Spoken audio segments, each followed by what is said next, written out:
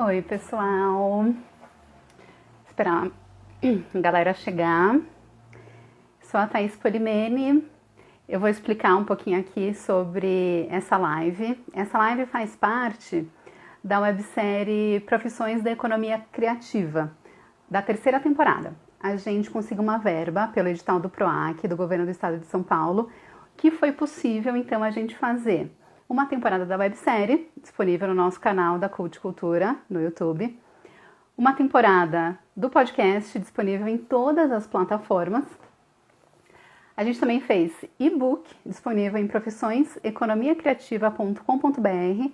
A gente vai distribuir livros, estamos fazendo as lives e a gente vai fazer também um workshop. Então fica ligado aqui no feed do Insta da Cult Cultura que a gente já vai fazer algumas postagens sobre o workshop que a gente vai oferecer sobre a websérie, sobre produção de conteúdo para YouTube.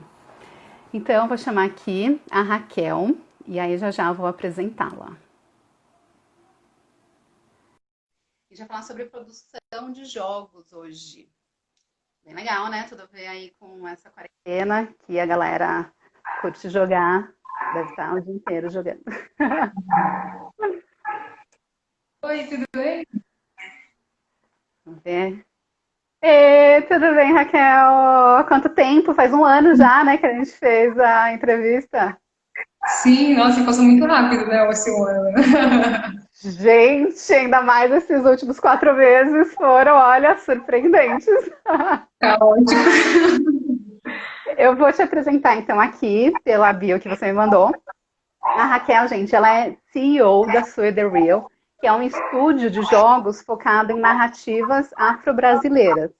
Ela atua como programadora no jogo Angola Janga, Picada dos Sonhos, e também como community manager no jogo One Beat Me, que está sendo desenvolvido, né, Raquel?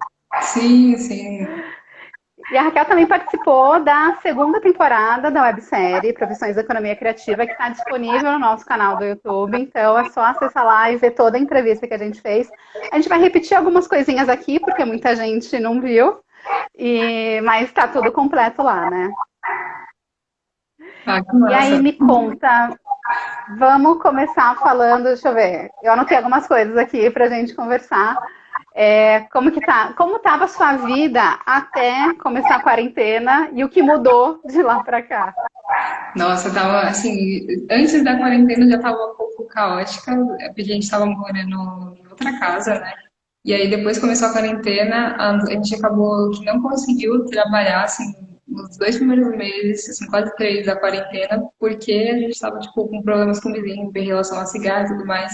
A gente falou assim, meu, não tá dando mais, vamos parar toda a produção aqui e vamos fazer essa mudança. E aí a gente parou, tipo, de produzir tudo e foi mudar. E a gente agora, tipo, mudou, conseguiu agora estar na paz, ar puro e tudo mais. E agora a gente está, tipo, retomando nossas atividades e aí com mais saúde, né? Ah, eu lembro que você já tinha um problema com o vizinho por causa de cigarro, porque você tem enxaqueca, não era? Sim, exatamente. Gente, continuou então É, o problema. não, o problema assim, ainda tenho enxaqueca e tudo mais, mas depois que a gente mudou, eu melhorei assim muito, sabe? Antes eu acordava e ficava o dia inteiro com enxaqueca por conta do cheiro. Agora eu tenho enxaqueca, mas assim, é de vez em quando e é bem leve a dor, né? Então, assim, eu ganhei uma qualidade de vida excelente Melhorou. comparada à anterior. E o estúdio de vocês é no mesmo lugar de onde vocês moram? Sim, sim. Sempre foi o home office. Sim, sempre foi. Até porque, né, o valor que a gente teria que pagar para ter um estúdio, tipo, à parte é muito alto e no final, tipo, o restante da equipe trabalha tudo remoto, então a gente prefere trabalhar em casa, que é muito mais, assim, digamos que seguro e você também reduz alguns gastos, né? Então, a quarentena, fora a mudança, não mudou muito o ritmo de trabalho de vocês, ou mudou? Ah, mudou algumas coisas, porque a gente tinha alguns planos para esse ano, principalmente em relação ao Bitmin, que a gente acabou sendo alocado para o ano que vem. Então, a gente assim, continua produzindo as coisas que a gente precisa, mas algumas atividades presenciais que a gente ia promover junto com tanto com o jogo da Ice and the Black Power, que é um jogo novo que a gente vai estar desenvolvendo, tanto com o Bitmin, eles foram realocados, né? Mais por essa adaptação, por não ter aglomeração nos lugares, né? Então, eu estava pensando, porque assim, a gente pensa em programação como uma profissão totalmente virtual. Então, a pessoa vai ficar só na frente do computador, só programando. Só que é importante também ter um contato presencial, né? Sim, nossa, e faz muita diferença, porque você entrando em contato, principalmente com o público que você está lidando com o seu jogo, faz com que eles se sintam mais próximos ao que você está desenvolvendo, né? Porque a gente ainda não consegue substituir o virtual pelo presencial. Quem sabe que a interação é um pouco mais orgânica, muitas vezes, por parte das pessoas, porque tem gente que não gosta muito de se expor dentro da internet, prefere conversar pessoalmente. Então, várias dessas coisinhas acaba aqui fazendo a diferença, né? E eu estava falando com um amigo meu que é programador na Holanda. E ele mudou de emprego, assim, até durante essa quarentena. E ele comentou que agora lá vai ser home office para sempre. Depois do que aconteceu, eles tiraram, quer dizer, vai continuar com o escritório, mas vai ser para fazer reunião. E eles só vão fazer home office agora. Só que eu fiquei pensando que, assim, por ser um estúdio grande, às vezes é importante, né? Um profissional estar em contato com o outro, não é? Sim, sim, eu acho que é importante, mas também vai muito de como a equipe trabalha, porque tem equipes que elas não se lidam muito bem trabalhando remotamente e outras super bem.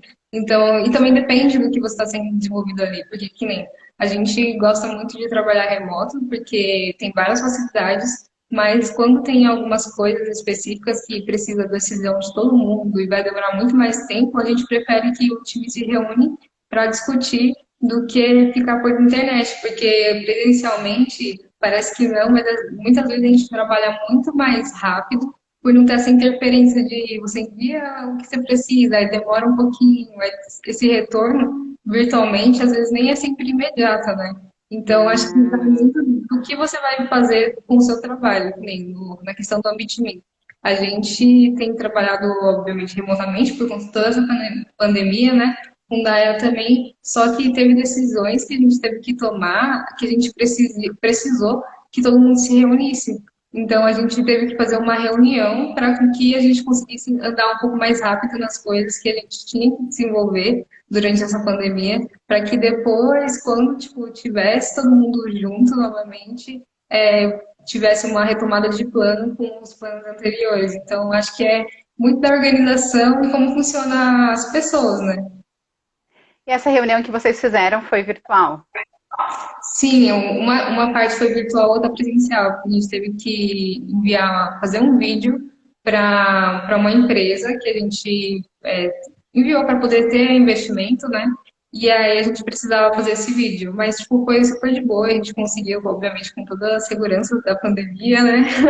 Total. Para conseguir que todo mundo ficasse bem saudável, até porque todo mundo, querendo ou não, tem uma exposição, né, durante esse tempo. Tipo, você acaba saindo pro mercado, É no mercado, né? Alguma coisa. pode ser exposição mínima, mas acaba tendo. Então a gente tipo, tomou as medidas de segurança, mas é um pouco meio estranho de tipo você olhar para alguém e falar, não abraça, não Ai, encosta. é muito! Eu tava comentando numa live que eu participei ontem que eu tenho sonhado com abraços, sabe? Com as pessoas me abraçando, me beijando, porque, gente, é estranho. Aí você encontra um amigo, aí você cumprimenta com o cotovelo, sabe? É bem estranho. Quando eu fiquei 100 dias, 101 dias, assim, sem sair de casa, sem ir nem no mercado, porque a minha mãe é da área da saúde, e aí ela ia trabalhar e já passava no mercado, então não precisei sair de casa. Quando eu saí, eu me senti estrangeira, assim, eu não sabia muito bem, sabe, como me importar, porque é muito diferente, né, essa relação que a gente tem dentro de casa e depois a relação que a gente volta a ter, e é de uma forma que, assim, todo mundo de máscara, sem contato físico. É algo que a gente vai ter que reaprender, mas eu acho que vai ser fácil, vai, né? Espero que pouco tempo. Eu acho que tudo querendo ou não era da adaptação, né? Mas assim, para mim não foi muito fácil, não. É, Principalmente Sabe aquela mania que você sai na rua, aí você vê alguma coisa e fala assim, nossa, que lindo, aí você vai, coloca a mão, e às vezes você nem vai comprar, você só quer colocar a mão pra ver, assim, então, aí você olha assim, não, não pode, tipo, dá uma segurada. É, total. A Mallory tá fazendo vários comentários aqui super legais. Ela é desenvolvedora, né?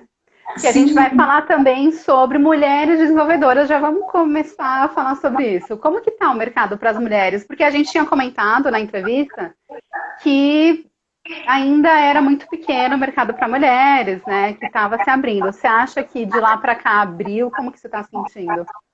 não, assim, eu sinto muito mais que os eventos que tiveram nesse meio tempo de desenvolvimento, tem algumas game jams que focaram em mulheres ou diversidade, Verdade. e fez com que as mulheres elas se unissem mais no meio do desenvolvimento para que fortalecer, que nem a Mallory e a Woman Game Dev, né?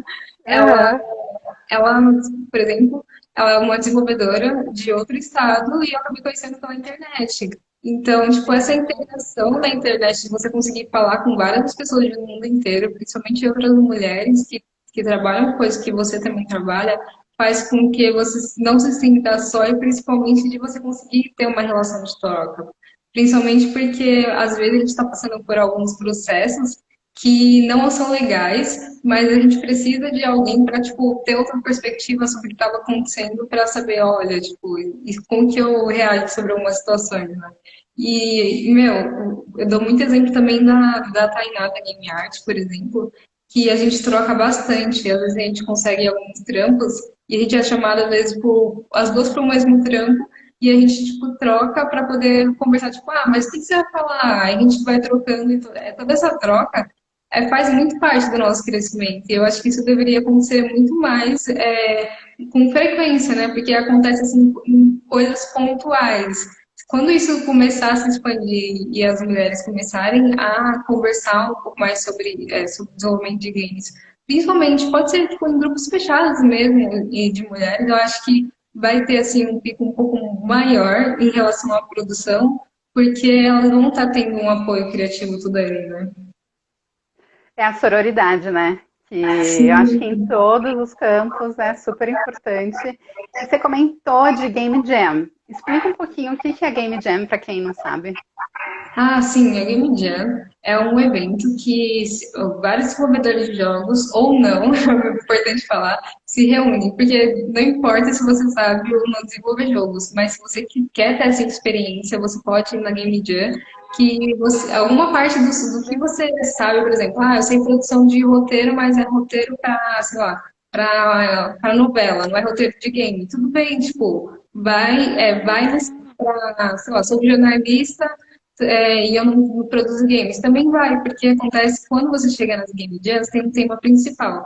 E aí, daquele tema principal, você forma um time com as pessoas que estão ali, e aí elas complementam as skills, né, que ela tem. Então, dentro do evento, geralmente são de 24 a 48 horas. Tem alguns eventos que são um pouco maiores, mas assim, o padrão é geralmente esse.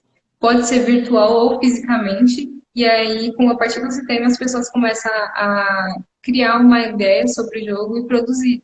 E aí vão usando habilidades de cada profissional ali que está de diversas áreas. Então, tipo, é um evento muito, muito legal que acaba que faz com que as pessoas elas saiam um pouco da sua área de conforto, né? Eu, sinceramente, faz um tempinho que eu não participo de Game Jam. Ultimamente também, assim, tô querendo só ficar de boa na minha, mas às vezes que eu participei, sério, tipo, muitas experiências boas e várias memórias também que acaba que as pessoas que você conhece dentro da Game Jam, você acaba levando, tipo, pra vida, assim, sabe? Tipo, por exemplo, o José Wilson, que é o idealizador do Ambit Me, o Marcos conheci ele na Game Jam, e aí depois que eu também conheci ele e tudo mais, e aí ele acabou integrando, né, os estúdios e aí para desenvolver o Ambit. Então é uma coisa que é muito engraçada, porque a nossa vida inteira, tipo, mudou por conta de participar de uma Game Jam, né? Olha, eu não sabia que podia participar quem não trabalha com jogo. Achei bem legal isso. Porque acaba Pode, ampliando, né? Sim, eu acho que é super importante isso, porque às vezes você acha que a sua habilidade ela não vai servir para um jogo, mas no final sempre tem alguma coisa que você consegue acrescentar, sabe? Porque às vezes os desenvolvedores de jogos eles ficam tão fechados na caixinha que quando vem assim uma pessoa de fora para expor a opinião dela e dar ideias, sai uma coisa totalmente diferente do que a indústria está vendo, simplesmente porque as pessoas não estão inseridas dentro do meio de desenvolvimento, né? É, vem uma visão de fora, assim, que é isso, né? Quando a gente está dentro, a gente está com o olhar muito viciado. Aí quando vem alguém de fora, acaba dando uma ideia que pode mudar totalmente o rumo do jogo, né? Sim, sim, exatamente. E é uma coisa que deveria se acontecer mais, né? As pessoas elas, teriam que também saber estar dispostas a isso, porque muitas vezes os profissionais, por exemplo, professores e tudo mais, querem participar, mas eles têm medo de participar por não saber como que a profissão dele pode se inserir aqui naquele meio. E sei lá, eu acho que só vai, só vai que vai ficar tudo bem, sabe? É, e eu acho que isso também é bem importante, assim, eu acho que esse conceito da Game Jam de poder atrair pessoas de fora, eu acho que é bem importante para todas as áreas, sabe? Como exemplo para todas as áreas. Essa quarentena, assim, estão acontecendo coisas muito malucas, e uma das coisas que aconteceram foi que eu recebi um convite para ser mentora artística de uma residência artística. Só que eu não me considero artista, assim, sabe? Quer dizer, artista visual com certeza não sou. Eu escrevo crônica, faço vídeos e tal, mas artista, né, eu acho que é um patamar mais elevado. Aí eu falei, olha, eu não sei se eu sou artista, né? Como que é isso e tal? Daí o organizador falou, ó, você pensa arte, você tem contato com arte. A residência artística não é para o mentor ensinar técnica, é para ter uma visão de fora que o artista que está lá na pesquisa dele, às vezes não consegue ter. Então você consegue, às vezes, dar alguma informação, né? Dar alguma sugestão que ele não teria. Ah, então tá bom. Aí eu comecei a mentorar, né? Eu mentorei 3 artistas e foi uma experiência tão legal que assim, eu nunca imaginei que eu poderia fazer e que me enriqueceu muito também, sabe? Tem até uma performance que vai ter, logo que a gente sair daqui, vai começar uma performance às 4 horas de Florido, que ele é artista e ele é trans não binário. Então, assim, só de eu conversar sobre esses conceitos de gênero já é super enriquecedor. E a performance dele é sobre a relação, assim, tem que ser sobre corpos, mas é baseada num texto do Krenak, do Ailton Krenak, que, gente, assim, mudou minha vida. Eu achei muito legal. Então, assim, quando a gente começa a conectar. E, assim, envolve a arte também, né? Porque é uma tele-performance pelo Zoom. Aliás, quem quiser, tá lá na bio dele. É Florido. Acho que é só Florido. Ixi, não sei qual que é a bio dele. Depois eu coloco aqui. Mas no meu story tá lá, é Thaís Polimene. Aí vocês podem dar uma olhadinha. Porque é um negócio muito diferente. Então eu acho que, de repente, eu não sei se isso surgiu com as Game Jams, ou se a Game Jam bebeu de outra fonte, né, para conectar tantas pessoas, mas eu acho que talvez a área do jogo conecta, né, muitos profissionais diferentes, tanto artista quanto pessoas da área técnica, né? Sim, a gente começa a falar que é uma salada que todo mundo se mistura. E são É, coisas maravilhosas, e é o que você falou, sabe? São novas experiências, né? Então, quando você vê outras pessoas de fora, é impossível você sair com algo que seja, tipo, igual ao outro, porque você está vivendo com pessoas diversas dentro do time, né? E isso é incrível, porque cada um tem sua experiência, tanto de vida quanto profissional, e cada um, tipo, pode agregar de alguma forma. e que tipo de profissional que vocês têm assim na equipe de vocês, tanto freela quanto equipe fixa? No momento, a gente tá com 3 pessoas que né, como nesse momento, tipo, a gente desenvolvendo tanto o Ambit quanto o Ice, o Black Power, eu tô mais, assim, na parte criativa do Aya, E no Ambit, eu tô mais como community manager, porque a gente começou a perceber que a gente precisava ser um pouco mais organizado e orgânico na nossas informações do jogo, né? E o Marcos, ele tá programando, o Ambit, também o da área, e o José Wilson, ele é o diretor de arte. E ele também faz coisas de animações e tudo mais. Como nós somos um estúdio pequeno, a gente acaba fazendo de tudo um pouco e não tem o que fazer, né?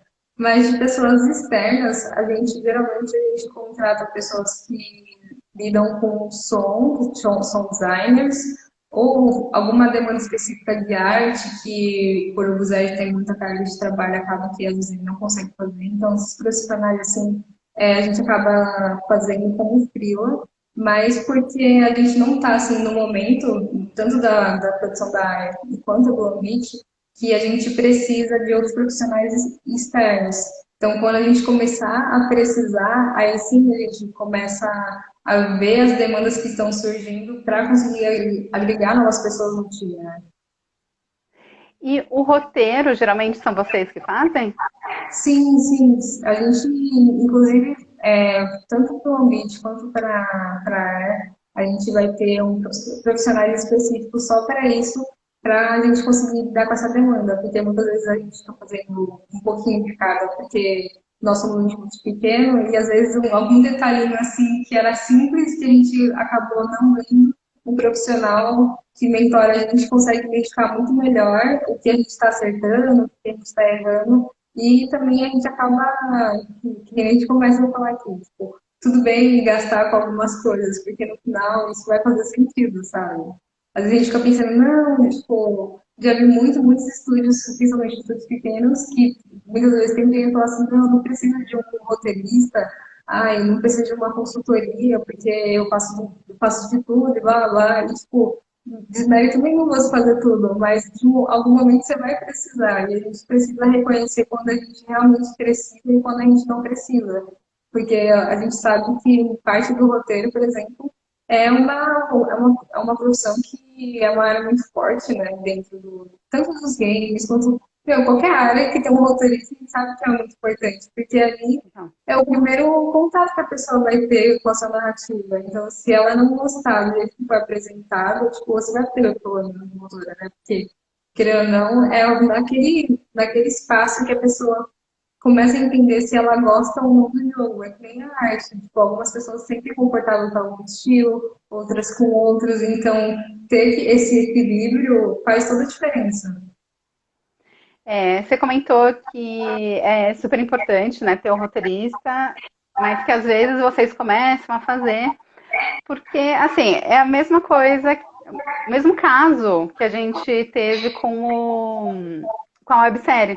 A gente começou as duas temporadas, tipo, a gente fazendo tudo, né? Gravação, edição, produção, fotografia, luz. E aí na terceira a gente conseguiu verba pelo edital do PROAC. Que aí sim foi possível a gente profissionalizar. Então a gente contratou uma operadora de câmera, uma maquiadora, um editor, uma pessoa que fez a comunicação visual, a trilha, né? Então, assim, foi outra coisa, assim, sabe? Quando a gente começa a profissionalizar, fica um negócio incrível. Só que a gente precisou buscar essa verba externamente. Como que vocês buscam verba para produzir os jogos e conseguir profissionalizar? Bom, a gente parte do princípio de qual projeto a gente vai lidar, né? Quando a gente precisa buscar verba externa. E a gente já participou de alguns editais, tanto foi do edital Bytec, que é um edital focado em empreendedores periféricos, que eles dão, tipo, além de dar o suporte financeiro para você conseguir desenvolver o seu empreendimento, eles também dão mentorias e assessorias individuais e alguns cursos que vai fazer com que você se acelere mais rápido e também consiga tipo, produzir o que você precisa de uma forma um pouco mais saudável, porque muitas vezes acontece que, sendo estúdio pequeno, você tem que buscar as fontes em vários lugares, e aí quando você vai ver, você está em vários lugares, mas você pode não estar em nenhum ao mesmo tempo, porque você está tipo, sempre buscando e não conseguindo lidar com essa demanda. Então, a gente participou desse edital e foi muito importante para a gente, porque a gente começou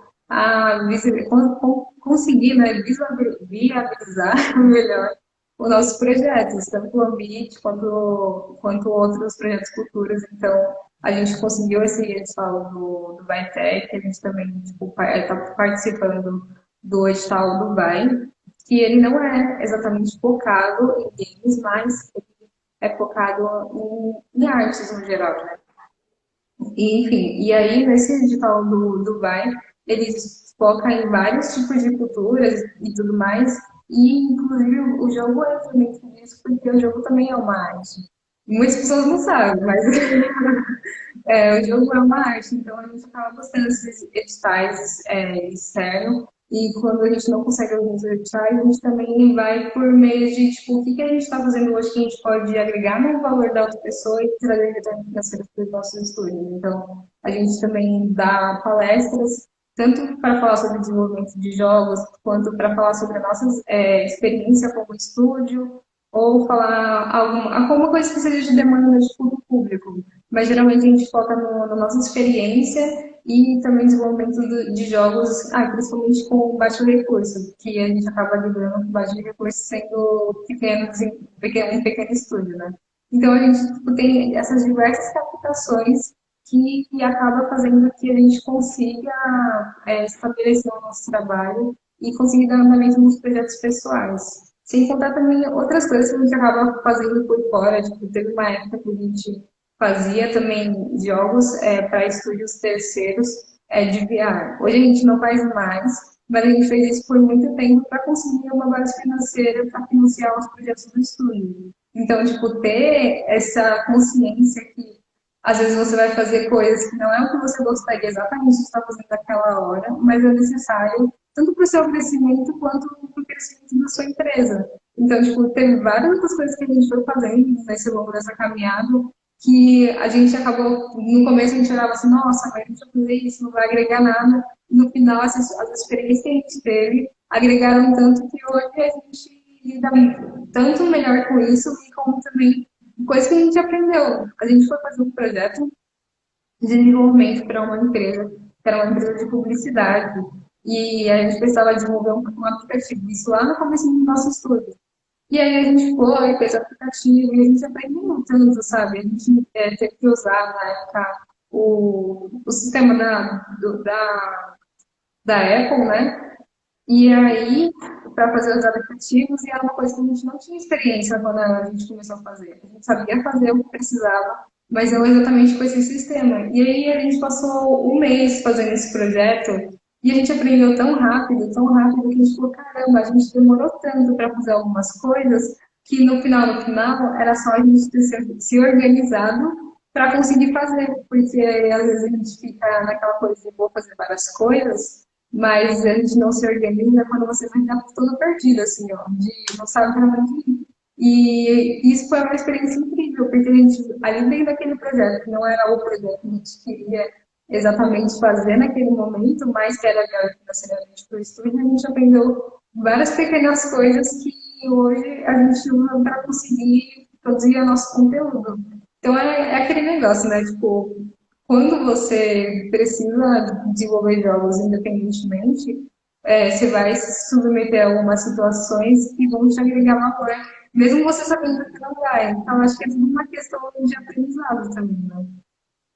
E hoje vocês estão com o Angola Janga, o Ambitmin e tem mais um?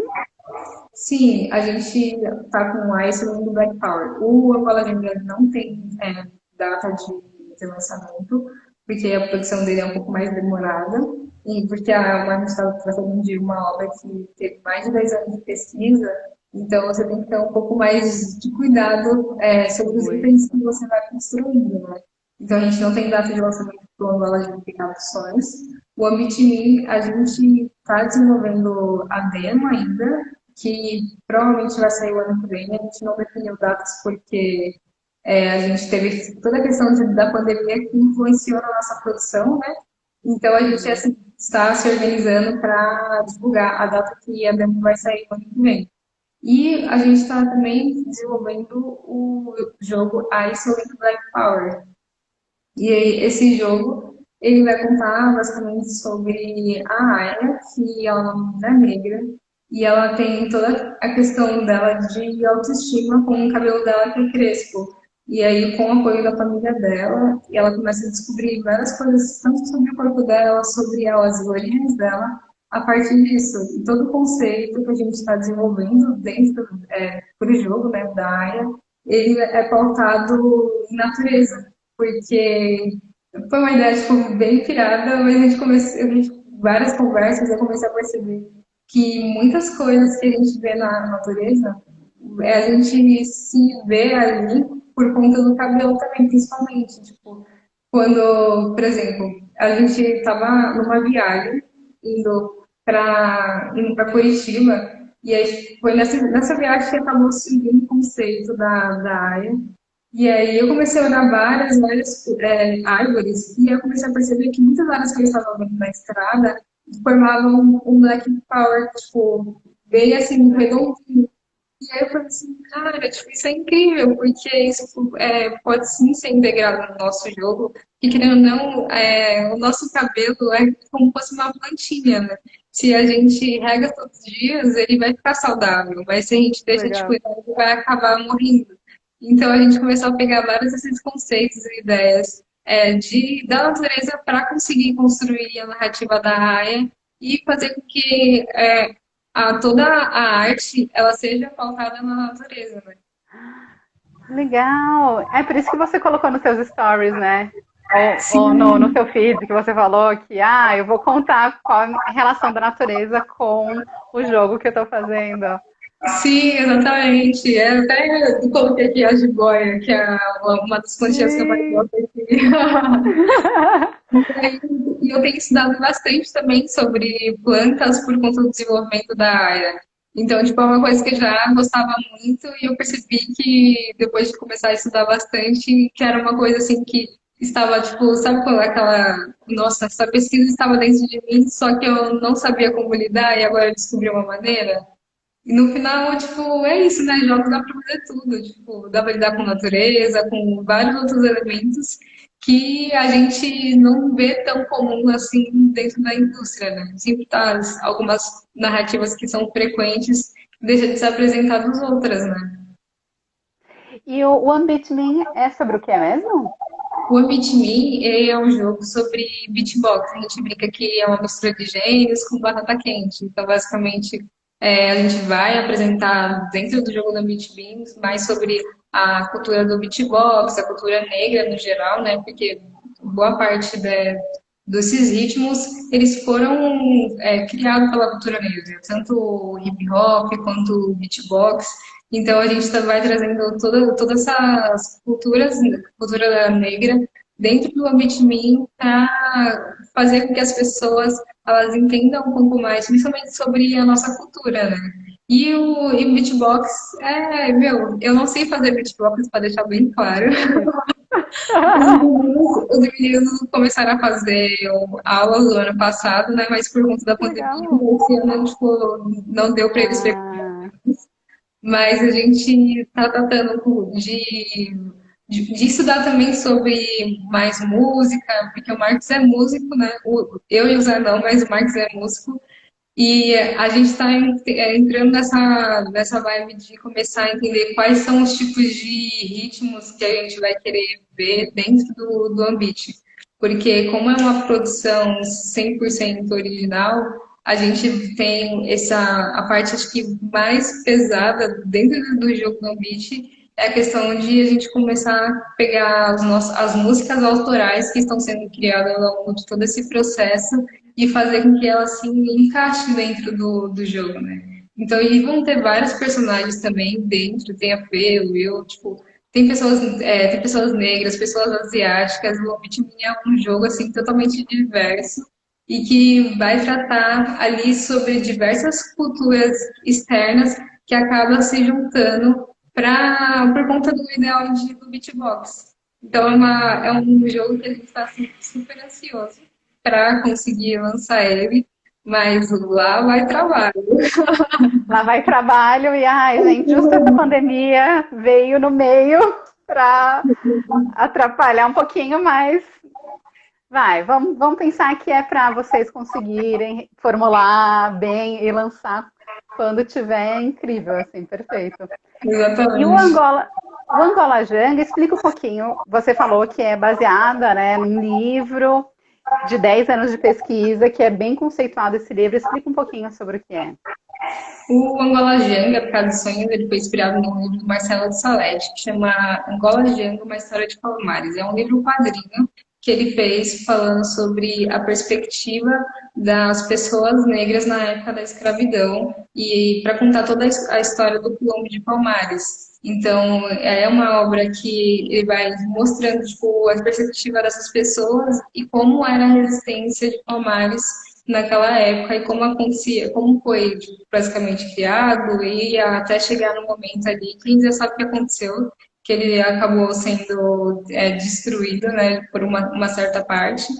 E a gente queria, dentro do Angola de Traduções, a gente queria mostrar para as pessoas que, por mais que seja terrível o que aconteceu na cultura negra, no período escravatório, que fez com que as pessoas escravizadas ali perdessem suas origens, a gente queria mostrar ali que, por mais de todas as diversidades que estavam acontecendo naquele momento, as pessoas negras ali, elas se mantiveram firmes para manter as suas origens e a todo custo fazer com que ela fosse passada de gerações para gerações. No final, a gente sabe que a gente se perdeu muita parte da cultura negra nesse processo, porque ali em Palmares, a gente sabe, no Quilombo, tinha várias pessoas de várias origens diferentes que vieram do continente africano, né? Então, era uma mistura de várias culturas, mas que se tratavam de cultura afro. Então, a gente queria colocar ali o Angola do Janga para mostrar um pouco mais dessas histórias, porque quando a gente fala de escravidão, muitas vezes as pessoas sempre focam em todo o sofrimento que a gente passou como pessoas negras, e eu acho que é super plausível isso, mas acaba esquecendo das coisas que foram passadas naquela época da nossa cultura e que estão vivendo a nossa vida até hoje. E a gente, por apagamento histórico, acaba esquecendo que todas as nossas influências dessas pessoas escravizadas que vieram do continente africano fizeram que toda a nossa estrutura como pessoas negras dentro desse país fizesse a gente pensar de alguma forma, de outras, enfim. É um tema tipo, muito extenso sobre o Angola Janga, mas se vocês quiserem jogar, tem um protótipo que a gente deixou disponível na Play Store e também na Game Jolt. Depois, se vocês quiserem lá no site superreal.com, aí tem lá, tanto falando sobre o Angola Janga, também tem o do Amit, o daí a gente ainda vai postar.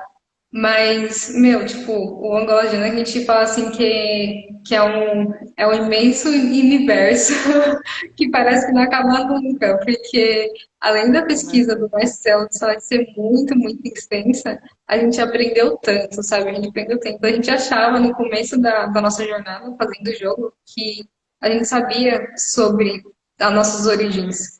E quando a gente começou a estudar a fundo mesmo, a gente percebeu que não, que a gente não sabe nossas origens por todo esse contexto da escravidão. E que isso é prejudicial tanto para a nossa geração quanto para futuras, né? Porque é muito fácil a gente escutar de pessoas, principalmente pessoas brancas ou de outras origens, de falar assim, nossa, minha família veio de tal país, nossa, minha família, tipo, teve origem tal.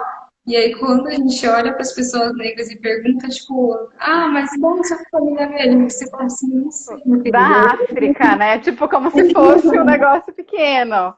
Exatamente. E a origem é o ponto essencial da nossa história, né? Se a gente não tem referência, como que a gente vai saber de algumas coisas que podem vir a acontecer com a nossa família futuramente? Então, dentro do Angola Geng, a gente quis pôr ali que por trás das pessoas escravizadas ali existia uma história, uma cultura e também um lado humano, né? Porque é muito fácil a indústria tratar as pessoas escravizadas como monstros. E não era assim que não é assim, né, na real. Não é assim que elas são. Então, tipo, é um tema, tipo, como eu falei, extenso, mas que é uma reflexão enorme de como a nossa sociedade de hoje está estruturada por todo esse período histórico da escravidão, né? Então vocês têm 3 jogos em desenvolvimento. Deve estar uma loucura. Assim, como que vocês decidiram investir em 3 jogos ao mesmo tempo, em vez de investir só em um, ou investir em dois, ou fazer alguma outra estratégia? Assim, como que foi essa estratégia de investir em 3 jogos ao mesmo tempo? Porque, gente, eu tô imaginando aqui que deve ser muito difícil. Sim, a gente, eu acho que foi uma, querendo, ou não, foi um estado também de loucura, com a vontade de fazer.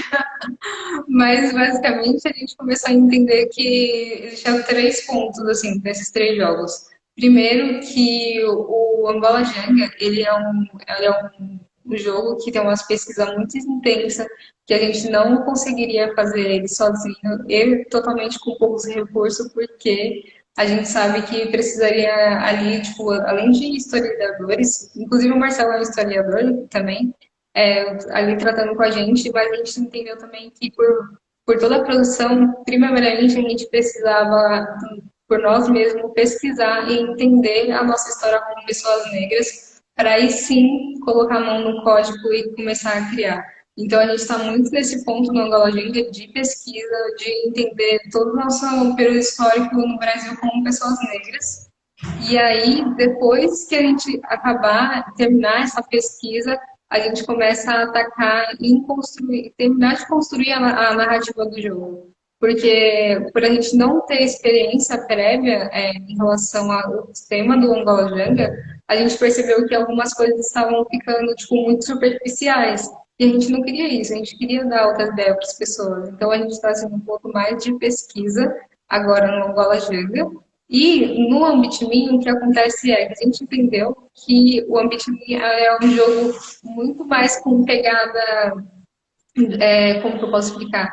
Mais comercial. Ele é hoje o nosso jogo que é o mais comercial em relação aos outros dois. Então, sabendo que ele era um jogo comercial e sabendo que o estúdio está em um momento em que a gente está se estruturando para conseguir começar a receber rendas só com as nossas produções, a gente precisava de algo comercial. Então, a gente pegou o Ambit por conta disso e a questão da AIA, a gente sabia que era um jogo de produção super pequena e que a gente consegue concluir em 6 meses, basicamente, fazendo uma produção assim, tipo, muito organizada. Então, sabendo que ele é um jogo menor e que ele também tem potencial para ser comercializado, mas nem tanto quanto o Ambit, a gente preferiu se dividir, fazer com que a nossa produção ela ficasse equilibrada, né? Não vou mentir que no começo estava desequilibrada, mas agora a gente está conseguindo ter esse equilíbrio para fazer com que a gente consiga, com tanto o Meet quanto o Roger e o Aya, eles terem a aderência um pouco melhor, porque cada um trata de um público diferente, né? Então, entendendo tudo isso, a gente acabou vendo que, por mais que somos um estúdio pequeno e tudo mais, e com pouco recurso, dava para a gente abraçar os 3 e tratar eles de uma forma assim mais equilibrada e igualitária para conseguir atingir esses objetivos, porque o Angola Janga ele vai tratar de um período histórico muito sensível dentro do jogo, que vai precisar de pesquisas na existência, mas de contraponto é um jogo que também trata de coisas sensíveis, mas ele também tem a questão que conta uma história muito mais sobre experiência em relação ao corpo e à arte e natureza, que daria para ser envolvido nesse todo tema. Então, tipo, a gente começou a pensar em vários jeitos para conseguir fazer com que essa produção ela fosse válida, mas, assim, é um pouco cansativo no mentir, porque são 3 produções que tratam de 3 coisas diferentes, assim. Então, tipo, tem que ter muita organização e também, tipo, tempo e paciência. É, você comentou dos 6 meses, né, de produção desse último jogo. Mas eu acho que, por exemplo, além do tempo de pesquisa, tem também um investimento, né? Se, Sim, acho que mesmo se o Angola Janga tivesse a verba necessária, talvez vocês não conseguissem terminar em 6 meses porque precisa desse tempo de pesquisa. Quanto tempo você acha assim, que para o Angola Janga, por exemplo, seria um tempo ideal para fazer um jogo bom com. Quer dizer, um jogo bom não, um jogo completo com uma verba disponível, assim? Quanto tempo você acha que seria possível? Porque um jogo que é baseado num livro de 10 anos de pesquisa, eu imagino que para fazer, sei lá, de repente, 5 anos, não sei como que é. sim, eu entendi o que você disse. Acho que assim, se a gente tivesse a verba que a gente precisa, realmente a verba ideal, né? Que a gente tivesse, sabe, que nunca chegando ideal, se a gente tivesse a verba ideal para conseguir produzir uma balajanga, acho que assim, se focando assim nele, toda uma equipe só com ele ali, acho que de uns 2 anos a gente sabe que ia conseguir. Isso eu tô falando do jogo completo, tá? Não a demo, não, é já o jogo completo. Acho que uns 2 anos seria assim o viável pelo escopo que a gente deu para o Angola Júnior. E Então, pode você falar. vê alguma diferença assim entre o investimento que é feito nos jogos do Brasil e do exterior? Nossa, demais, gente. É muito assim, absurdo, porque assim, a gente sabe que a gente trabalha com baixo recurso, mas assim, a gente sabe que também não é saudável sempre, sabe? Porque se você pensar que o dinheiro que muitas vezes você está investindo num jogo aqui, em outros países, principalmente os países desenvolvidos, né, que as pessoas falam, eles estão tendo uma carga financeira muito maior por o custo ser acessível em relação à produção é muito, sei lá, estranho pra gente, porque se você olha lá, 50, dá 50 mil dólares por um estúdio, sei lá, nos Estados Unidos fazer um jogo. Tipo, eles vão rir e falar, nossa, que eu não vou fazer um jogo com 50 mil dólares, sabe? Isso não é possível.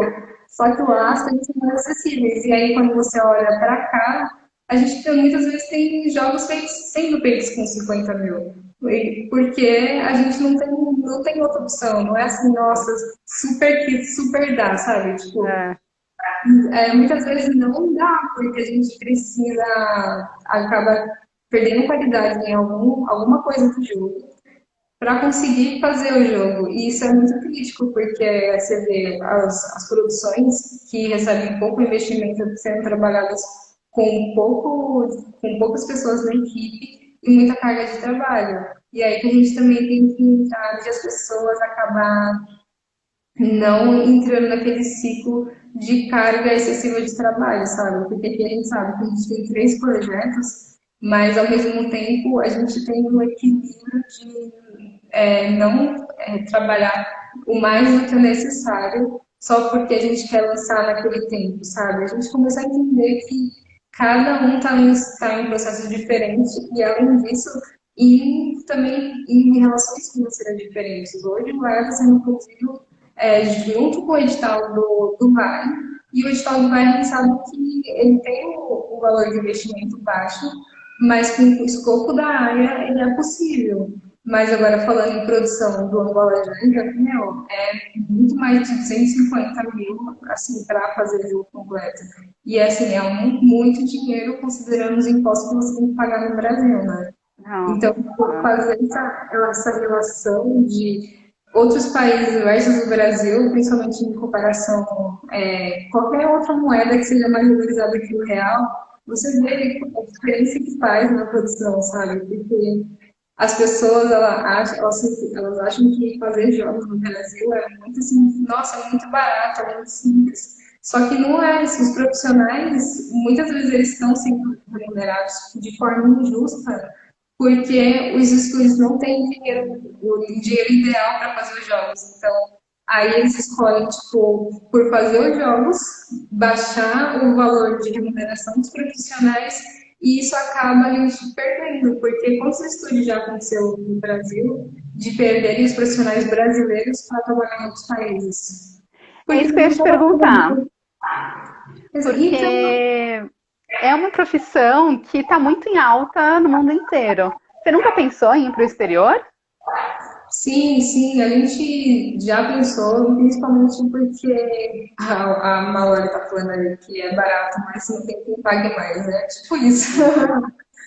É. Mas, assim, o que acontece é que a gente sim já pensou. A gente tem planos de um dia ter a Subaru em outro país, um plano de outro país, para conseguir fazer nossas produções no Brasil. Então, nosso planejamento é basicamente a gente conseguir, assim, em média, assim, daqui a uns 5 anos, a gente está no Canadá, por exemplo, fazendo a Ah, nossa, então. trabalhando lá, conseguindo, tipo, construindo todo o estúdio lá, para conseguir contratar pessoas brasileiras daqui. Porque a gente começou a entender que dentro do Brasil a produção sim é boa, a gente tem todos os nossos problemas como país, mas a nossa produção é boa, mas a gente ganha muito mais quando a gente está ganhando em outra moeda, principalmente porque a gente consegue pagar os profissionais brasileiros com uma forma muito mais justa. Então, tipo, é um assunto assim, que é triste pensar que a gente precisa sair do nosso país para conseguir oportunidades que vão agregar com pessoas de dentro do Brasil, sabe? Sendo que o governo poderia ter algum sistema que ajudasse, ou tanto empresas privadas que ajudassem mais isso, né? Que no final das contas o dinheiro, acho que a maioria das indústrias, né? Eles sempre estão girando na mão das mesmas pessoas e não está girando na mão dos pequenos produtores. E isso faz com que a nossa produção seja prejudicada. Então, acaba que não tem jeito. Tipo, várias vezes a gente já discutiu aqui sobre a necessidade de a gente ir e necessidade de ficar. E a gente entendeu que a gente tem dois benefícios em relação a isso, né? Dois não, tipo, vários, né? Benefícios. Vai. Mas no final das contas, a gente tem que tá tudo bem, tipo, você alocar o seu estúdio para outro país e continuar fazendo o trabalho que você está fazendo. Se for para as pessoas em ser remunerada melhor e de você ter saúde para trabalhar, e eu acho que não tem, sei lá, preço que pague algumas coisas, sabe? Porque às vezes é meio desgastante você chegar com um projeto de desenvolvimento de games e tudo mais, e abrindo para as empresas, e elas não quererem pagar por aquilo que você está disponibilizando, por simplesmente elas acharem que está caro demais para não pagar um imposto tão alto nesse investimento, sabe? E às Então, vezes nem é porque não tem dinheiro, né? Porque não quer investir mesmo. exatamente, porque não quer, tipo, dar um pouco do que essas produções têm por conta dos impostos que tem gerado daqui, sabe? A gente recebeu um investimento no ano passado da Ambev e foi, tipo, muito positivo isso pra gente, porque é por conta desses outros investimentos que a gente recebeu ano passado que a gente está conseguindo fazer as nossas produções. Mas, ao mesmo tempo que a gente teve esses investimentos, a gente sabe que a gente teve que pagar impostos altos para conseguir continuar as produções, e além disso, a gente sabe que a gente não está, muitas vezes, remunerando os profissionais no valor que ele merece. E isso é chato, porque você fala assim, putz, eu não estou ganhando o que eu gostaria de estar ganhando, o que eu mereço ganhar, mas tipo, a pessoa que eu vou contratar, ela também não vai receber o que ela realmente merece. Então fica nesse paralelo, sabe? De a todo momento você se revisar o estúdio como estrutura, revisar o profissional que você está querendo que se agregue ali, simplesmente porque você sabe que você não está pagando justo. E isso tem acontecido tipo, na indústria inteira. Quantos profissionais de arte, por exemplo, a gente viu nessa última semana fazendo uma hashtag no Twitter, que eu não lembro exatamente o nome da hashtag, mas que estavam lá falando sobre o quanto as pessoas estavam ganhando em cada estúdio. E são valores assim que você olha assim, cara, um artista com anos de experiência no estúdio, ganhando muitas vezes assim 3 mil. E aí você fala assim, cara, tipo, isso não é justo, sabe? A gente sabe que não é justo. mas ao mesmo tempo as empresas elas não estão dispostas a pagar. Tipo, porque a gente tem que entender que existem empresas que sim têm dinheiro para isso e tem outras que elas não têm, e elas têm que ter um equilíbrio entre os profissionais para conseguir pagar todo mundo. Então é um tema tipo, meio assustador pensando na nossa indústria, mas que tem acontecido e as pessoas por muito tempo fecharam os olhos para isso. Agora que está aquela se abrindo, se discutindo mais sobre, porque não adianta só a gente falar, nossa, não, esse valor não é justo que eu estou recebendo, mas também não entender a estrutura que está por trás, sabe? Por que você não está recebendo justo, sabe? Então é umas coisas que a gente para e pensa que, cara, tipo, tudo por conta dos nossos altos impostos que a gente tem acaba pagando no país, acaba movimentando toda uma estrutura que muitas vezes prejudica os profissionais que estão trabalhando ali. Mas eu acho que apesar. Nossa, a gente está caminhando aqui para os últimos 5 minutos já de conversa. Sério. Mas então vamos tentar acabar lá em cima, né? Dar um ânimo para os jovens que.